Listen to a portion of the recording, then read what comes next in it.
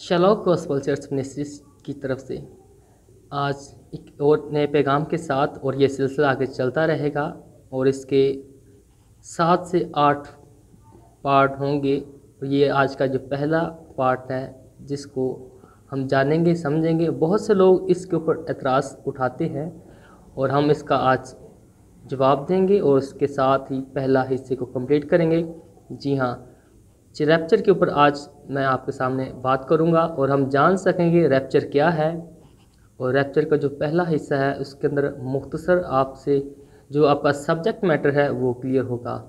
तो rapture English में कहा जाता है और उर्दू में वो ब्लेसिड होप जो है जिसको मसीहों की वो उम्मीद कहा जाता है, जिसको ब्लेसिड होप के नाम से जाना जाता है। तो रैप्चर को लेकर लोग परेशान हैं और लोग ये कहते हैं कि बाइबल के अंदर तो रैप्चर लफ्ज़ नहीं पाया जाता, मगर आज हम जानेंगे रैप्चर के बारे में। तो अजीज़ों, जैसे मैंने आपको पता है ये पहला हिस्सा है रैप्चर को लेकर। तो आगे हम सीरीज़ को शुरू करेंगे जिसके 7 से 8 पार्ट होंगे। तो रैप्चर का जो मतलब है वो है उठा लिया जाना, खींच लिया जाना। यानी जैसे कि हम तसल्लीकियों का पहला तसल्लीकी उसका 4था बाब पढ़ते हैं तो उसके अंदर हमें ये मिलता है कि कलीसिया जो है वो आसमान पर उठाई जाएगी। और इससे पहले हम आगे बढ़ें, हम अपना जो मेन हवाला है उसको पढ़ लेते हैं। पहला तसल्लीकियों उसका 4था बाब उसकी 16 नंबर आयत।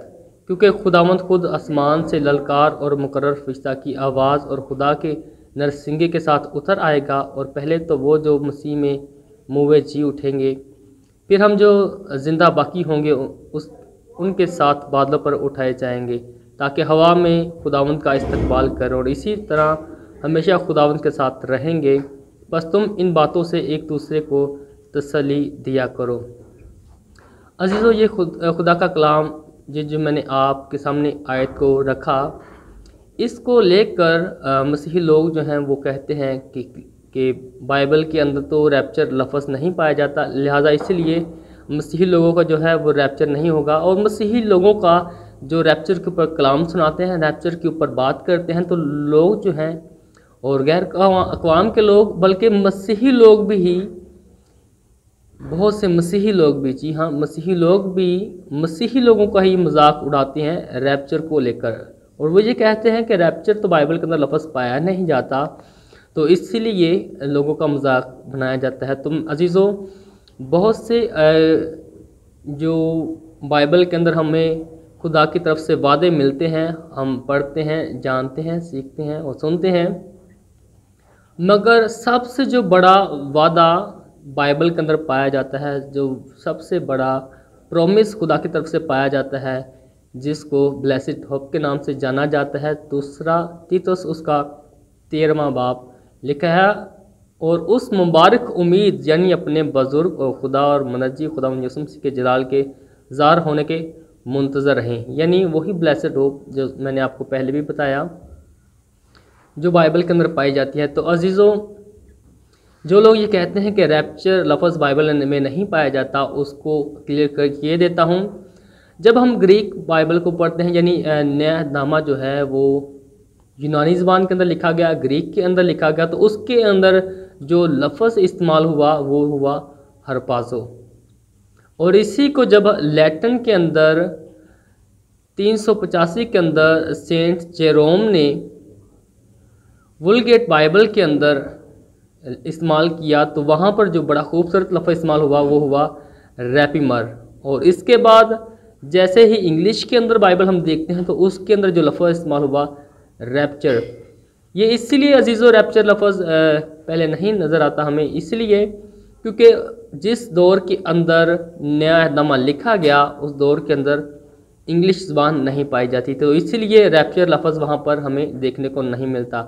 जब हम देखते हैं ग्रीक को तो वहाँ हरपाज़ो नज़र आता है, और जैसे ही हम लैटिन के अंदर देखते हैं तो वहाँ पर रैपिमर लफ्ज़ इस्तेमाल हुआ है, और जैसे ही इंग्लिश बाइबल को हम देखते हैं तो वहाँ पर हमें रैप्चर लफ्ज़ हमें नज़र आ जाता है। तो जी हाँ अजीज़ों, ये भी कॉन्सेप्ट क्लियर हुआ कि जो ये कहते हैं कि बाइबल के अंदर रैप्चर लफ्ज़ नहीं पाया जाता, बाइबल के अंदर इसकी जो उम्मीद है वो हमें नज़र आती है। इसकी जो चीज़ें हैं रैप्चर के बारे में वो हमें नज़र आती हैं। और ये तो दानियल की किताब जब हम पढ़ते हैं तो आखिरी चैप्टर को पढ़ते हैं तो वहाँ भी हमें नज़र आ जाता है। और आगे आने वाले दिनों के अंदर जो बाकी पार्ट्स जो बनाऊंगा इसके अंदर हम देखेंगे कि बाइबल के अंदर रैप्चर जो है वो बार बार रिपीट किया गया है। रैप्चर जो है वो कोई देवमलाई किस्सा या कोई मैथ नहीं है, कोई कहानी नहीं है, बल्कि रैप्चर जो है वो एक हकीकत है जो बाइबल के अंदर बार बार रिपीट होता हुआ हमें नज़र आता है। और मैं आपको बताता जाऊं, जब हम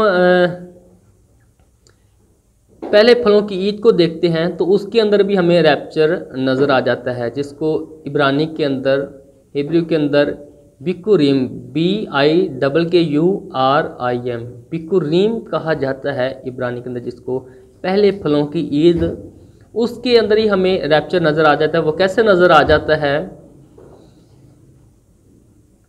कि जो सरदार काहिन हुआ करता था वो हैकल से नीचे उतरा करता था, और जो यरूशलेम है, जो टेंपल हुआ करता था, उसके जो बॉटम था, क्योंकि हैकल जो है वो मोरिया पहाड़ के ऊपर बनी हुई थी और मोरिया पहाड़ से वो नीचे उतरा करता था काहिन, और काहिन जैसे नीचे उतरता था और वहाँ से जो पहला फल, जो पहले फल होता था, यानी फर्स्ट फ्रूट होता था, पहली फसल होती थी, उसको वो ऐसे पुल्ले को जड़ समेत उखाड़ लिया करता था और ऊपर जाया करता था हैकल में, और जाकर वहाँ पर हिलाने के तौर पर जो है वो खुदावंद को चढ़ाया जाता था।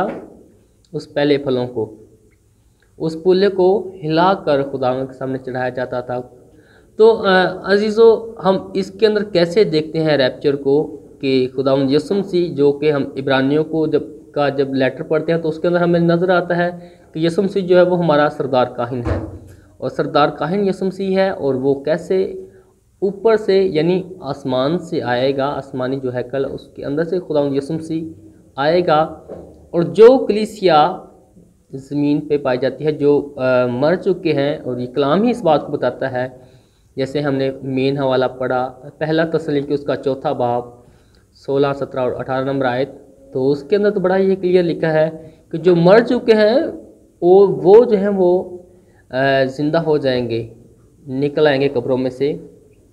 तो जैसे काहिन, जो सरदार काहिन जो है वो पुल्ले को पकड़ता था और जड़ समेत उसे उखाड़ लिया करता था, वैसे ही कलीसिया का रैप्चर हमें नज़र आता है। यानी पहले फलों की ईद के अंदर ही हमें रैप्चर की जो कहानी है वो छुपी हुई हमें नज़र आती है। और जैसे ही हम देखते हैं मुकाशफा 14 बाब उसकी 4 आयत, तो लिखा है, ये वो हैं जो औरतों के साथ अलूदा नहीं हुए बल्कि कंवारे हैं, ये वो हैं जो बरा के पीछे पीछे चलते हैं, जहाँ कहीं वो जाता है ये खुदा और बरा के लिए पहले फल होने के वास्ते आदमियों में से खरीद लिए गए हैं। और इसी के साथ जब हम पहला करंथियों 15 बाब पढ़ते हैं उसकी 23 नंबर आयत, तो लिखा है, लेकिन हर एक अपनी अपनी बारी से पहला फल मसीह, फिर मसीह के आने पर उसके लोग। यानी यहाँ भी हमें पहले फल के तौर पर हमें नज़र आते हैं। और जब हम मुकाशफा की किताब उसका 12वां चैप्टर पढ़ते हैं तो उसके अंदर भी जब कलीसिया का रैप्चर हमें नज़र आता है तो उसके अंदर भी पहले फल जो है वो कलीसिया आसमान पे उठा ली जाएगी। तो अजीज़ों, ये जो रैप्चर है ये कोई देवमलाई किस्सा, ये कोई कहानी नहीं है, बल्कि ये एक हकीकत है। खुदा आज के कलाम के वसीला से आप सबको बहुत बरकत दे। God bless you.